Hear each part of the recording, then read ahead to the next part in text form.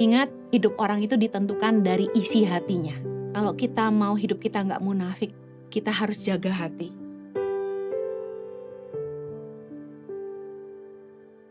Kalau kita mau hidup kita baik, hati kita harus bersih.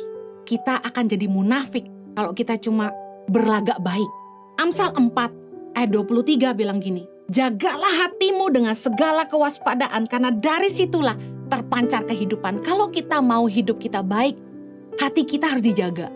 Hati kita harus bersih. Ayat 24 bilang gini, buanglah mulut serong daripadamu dan jauhkanlah bibir yang dolak-dalik daripadamu. Biarlah matamu memandang terus ke depan dan tatapan matamu tetap ke muka.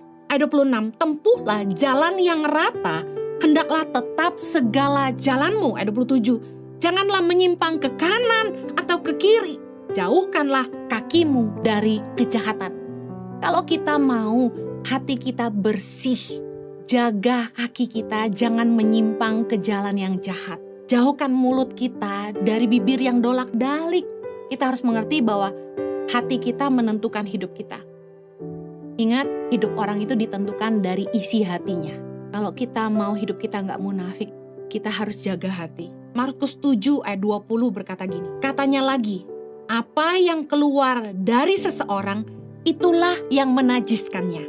Ayat 21, sebab dari dalam, dari hati orang, timbul segala pikiran jahat, percabulan, pencurian, pembunuhan, perzinahan, keserakahan, kejahatan, kelicikan, hawa nafsu, iri hati, hujat, kesombongan, kebebalan. Ayat 23, semua hal-hal jahat ini timbul dari dalam dan menajiskan orang.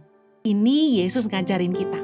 Kalau kita nggak mau jadi orang munafik, kita jangan cuma fokus sama apa yang kelihatan di luar. Jangan cuma fokus sama penampilan. Jangan cuma fokus sama public consumption, konsumsi publik di sosial media. Tapi kita harus jaga apa yang di dalam, yaitu di hati kita. Karena apa yang dari dalam hati itu yang menajiskan hidup kita.